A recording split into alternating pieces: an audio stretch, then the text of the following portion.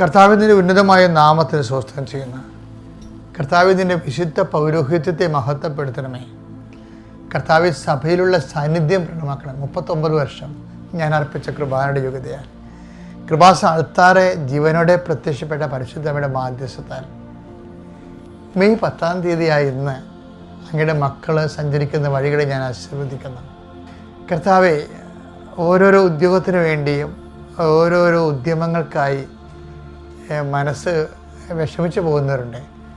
സാമ്പത്തികമായ കാര്യങ്ങൾക്ക് വേണ്ടി പോകുന്നവരുണ്ട്. അവരെല്ലാം നീ സന്ധിക്കണം. കർത്താവ്, ഓരോരോ വ്യക്തികളോട് സംസാരിക്കാൻ വേണ്ടി പോകുന്നവരുണ്ട്.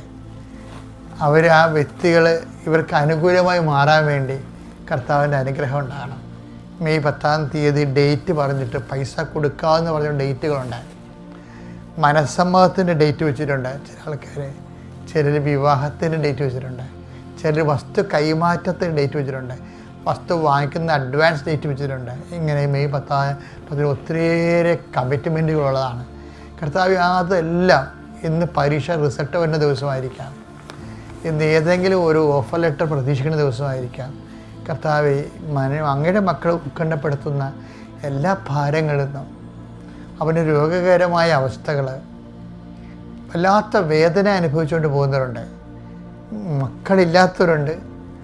മക്കൾ ലഭിച്ചിട്ട് പോലും സ്പോട്ടിങ്ങൊക്കെ ഉണ്ടായിട്ട് അവർ വല്ലാത്ത രീതിയിൽ മനസ്സ് വേദനിച്ച് ഭാരപ്പെട്ടിരിക്കുന്നവരുണ്ട്.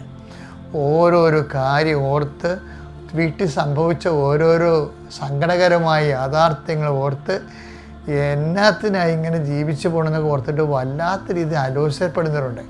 അവിടെ മേലെല്ലാം കർത്താവിൻ്റെ രക്തം തളിക്കപ്പെടട്ടെ എന്ന് പ്രാർത്ഥിക്കുന്നു. എൻ്റെ കർത്താവിൻ്റെ ഉന്നതമായ നാമത്തിൽ, സഭയുടെ അധികാരത്തിൽ, കുരിശിൻ്റെ അടയാളത്തിൽ, ദൈവശക്തിയാൽ ഞാൻ നിന്നെ ആശീർവദിക്കുന്നു.